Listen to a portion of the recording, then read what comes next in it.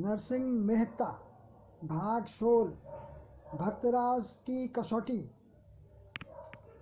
पिछले एपिसोड में हमने देखा कि सारंगधर जी जो नरसिंह राव के मेहता के जो भाई हैं उनको सर्प ने काट लिया, तो उनको बचाया भक्तराज नरसिंह ने। अब आगे सुनते देखते हैं क्या होता है। तो कहते हैं कि सर्प को दूध पिलाने से उसका विष बढ़ता ही जाता है। यद्यपि भक्तराज नरसिंह ने सौभाग्य दया से सारंगधर जी को जीवनदान किया था, फिर भी उस पर उसका उल्टा ही प्रभाव पड़ा। उसने समझा नरसिंह राव कोई जादूगर है और यह सब उसकी दुष्टता का फल है। ऐसे भक्तराज के प्रति उसके मन में द्वेष और भी अधिक भड़क उठी। जिस समय यह प्रसंग चल रहा है उस समय जूनागढ़ के राज्य पर क्षत्रिय राजा विराजमान थे। सारंगधर जी राज्य के एक प्रतिष्ठित पद पर नियुक्त थे। जब सारंगधर जी चलचला द्वारा भक्तराज का मान भंग करने में समर्थ न हुआ तो उसने राजा से उसकी निंदा करना शुरू कर दिया, परंतु राजा उसकी बात पर विशेष ध्यान नहीं देता था। किंतु सारंगधर अपने धुन का पक्का था। भक्तराज को प्राण दंड या कारावास दिलाने बिना उसे चैन नहीं थी। राजा के ध्यान पर न देने भी वह बराबर भक्तराज की कोई न कोई शिकायत सुनाता ही रहा। अंत में एक दिन राजा से उसने यह भी कह दिया था कि रात्रि में भजन के बहाने नरसिंह राव अनाचार का प्रचार कर रहा है। ऐसे ढोंगी को दंड देना अत्यंत आवश्यक है। कहावत है कि बड़े लोगों को कान होते हैं, नेत्र नहीं।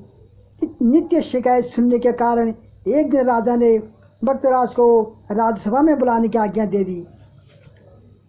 दूसरे दिन उसका न्याय करने का निश्चय कर लिया। उसी दिन भक्तराज जब भगवान की सेवा पूजा समाप्त करके भगवान नाम का जप कर रहे थे तब वहाँ एक वृद्ध ब्राह्मण आया। ब्राह्मण को आसन जलपान आदि देकर उन्होंने विनयपूर्वक आगमन का कारण पूछा। ब्राह्मण ने उत्तर दिया, भक्तराज, वृद्धा अवस्था के कारण मैं द्रव्य कमाने में आसक्त हो गया हूँ और इस कारण मेरी कन्या के विवाह योग्य हो जाने पर मैं कन्यादान करने में असमर्थ हो रहा हूँ। यदि आप मुझे 60 रुपये की सहायता कर देंगे तो आपका बड़ा कल्याण होगा। ये उस समय के 60 रुपये हैं, इस युग का नहीं है।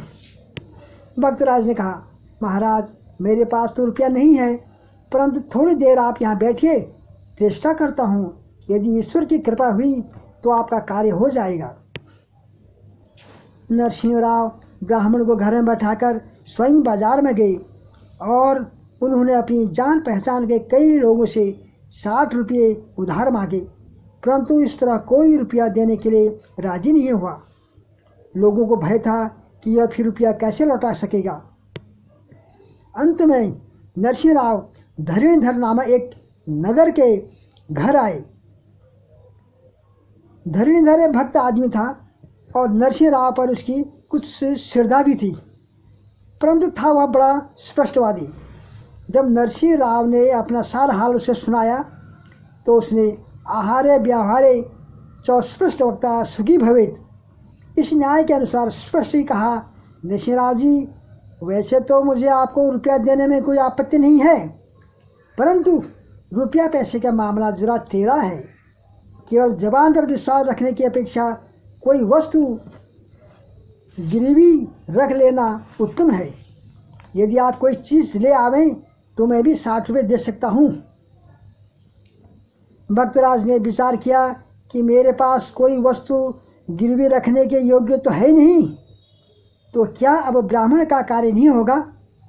एक क्षण सोचने पर एक उपाय सूझा। उन्होंने सोचा कि मेरे पास सबसे प्रिय वस्तु केदार राग है जो भगवान ने दिया था हमको। भगवान का आह्वान मैं इसी राग के द्वारा किया करता हूँ।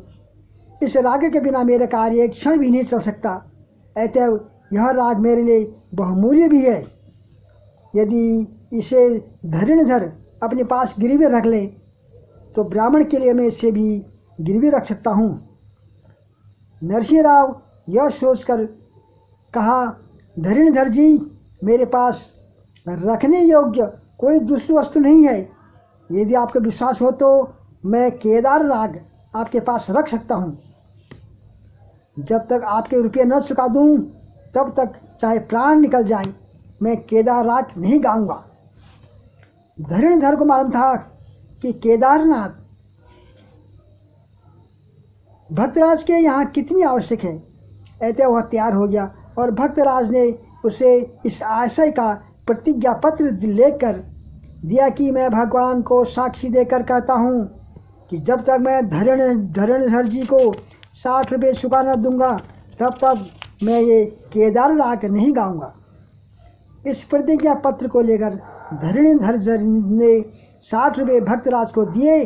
भक्तराज बड़ी प्रसन्नता के साथ रुपये लेकर आए और उन्होंने ब्राह्मण को सब रुपये समर्पित कर दिए। ब्राह्मण भक्तराज को हार्दिक आशीर्वाद देकर विदा हुआ। भक्तराज इस कसौटी पर भी खरे उतरे। हरि बोल।